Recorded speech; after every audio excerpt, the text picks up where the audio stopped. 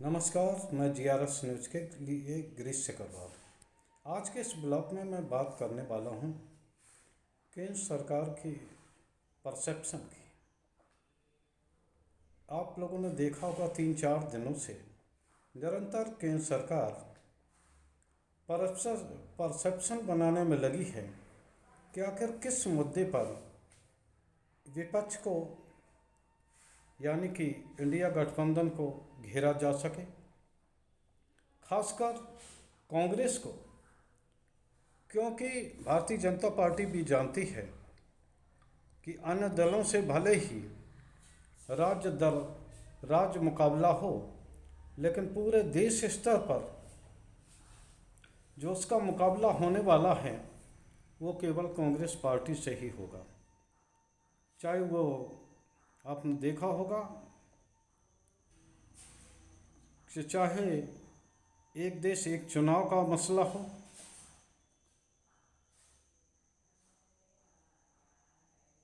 समान नागरिकता कानून संहिता हो, या तमिलनाडु के मुख्यमंत्री के मंत्री पुत्र उदयनिधि द्वारा सनातन धर्म पर की गई विवादित टिप्पणी रही हो। निरंतर तौर पे केंद्र सरकार ने उन्हें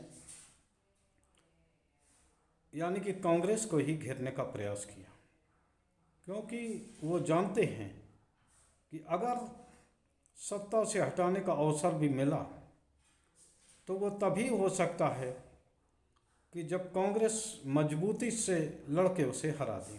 यानी कि जब भी बदलाव होगा तो भले ही अन्य दल उसमें पासन की भूमिका भले ही निभाएं, लेकिन मुख्य भूमिका कांग्रेस की ही रहने वाली है।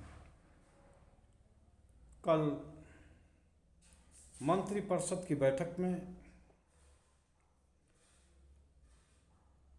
देश के प्रधानमंत्री नरेंद्र मोदी जी ने मंत्रियों को साफ साफ निर्देश दिए कि वो भारत और इंडिया के मुद्दे पर अपनी जुबान न खोलें। यानी कि सरकार इस मुद्दे पर रोल बैक कर रही है, क्योंकि उसने समान नागरिक कानून का मुद्दा उठाया, लेकिन देखा कि उसका भी कोई प्रभाव आम जनता पर नहीं पड़ रहा है। इसी प्रकार उसने एक देश एक चुनाव का मुद्दा उठाया और इसके बावजूद उन्होंने महिला आरक्षण का भी शगुफा छोड़ा। लेकिन जब उन्होंने देखा इससे कोई खास लाभ होने वाला नहीं है, तो भारतीय जनता पार्टी, जिसका कि शुरू से ये ध्येय रहा है कि अपनी कमियों को छिपाते हुए धर्म की आड़ में छिपकर दूसरों को धर्म विरोधी ठहराना, तो अंत में वो इस पर आ गए हैं कि अब सिर्फ सनातन पर की गई टिप्पणियों का तर्क सहित जवाब दें। हो सकता है कि आज ही केंद्र सरकार के तमाम बड़े मंत्री इस बात को लेकर प्रेस कॉन्फ्रेंस करें, संगठन के बड़े नेता सनातन धर्म को लेकर कांग्रेस और इंडिया गठबंधन को दोषी ठहराते हुए जगह जगह प्रेस कॉन्फ्रेंस करें। लेकिन अब वो ये बात तय है कि वो इंडिया और भारत पर नहीं बोलेंगे। इसका भी एक कारण है, मैं आपको उसको बताना चाहता हूँ। 2015 में जब ये मामला सुप्रीम कोर्ट के समक्ष गया तो गृह मंत्रालय ने बाकायदा एक हलफनामा दायर करके ये बताया कि नाम बदलने की कोई आवश्यकता नहीं है, इंडिया दैट इज भारत, यही कह के ही काम चलाया जाए। 2004 में उत्तर प्रदेश के तत्कालीन मुख्यमंत्री मुलायम सिंह यादव ने इस देश का नाम भारत रखने के लिए प्रस्ताव बाकायदा केंद्र सरकार को भेजा था, लेकिन केंद्र सरकार ने उस पर कोई भी रिस्पॉन्स नहीं दिया, लिहाजा ये मामला अटका रहा। तो भारतीय जनता पार्टी को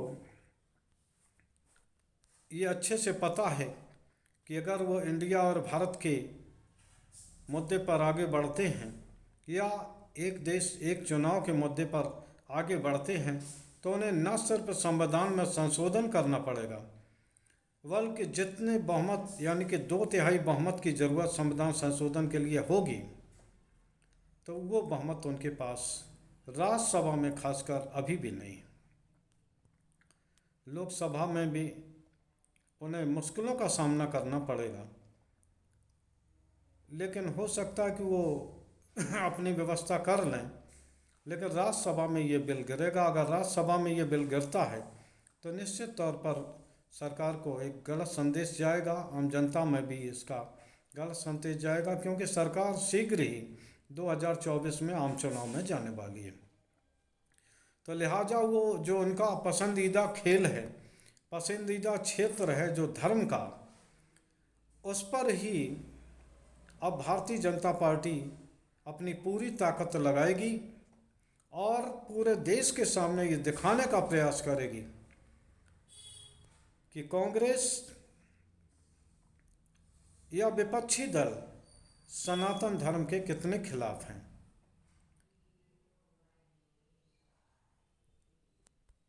ये कोशिश मात्र इसलिए हो रही है क्योंकि महंगाई, बेरोजगारी और जो निरंतर जो आरोप लग रहे हैं अडानी कांड पे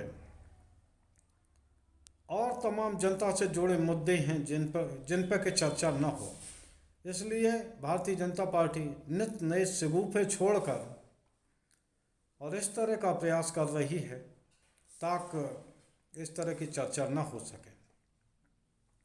18 सितंबर से विशेष सत्र बुलाया है सरकार ने, लेकिन उस सत्र में न तो प्रश्नकाल होगा, न शून्यकाल होगा और न ही सदन के आखिरी दिन निजी विधेयकों का ही समय होगा। सरकार अपने बनाए लाइन पर पूरे सदन को चलाना चाहेगी। हालांकि कल इसी को लेकर सोनिया गांधी ने एक पत्र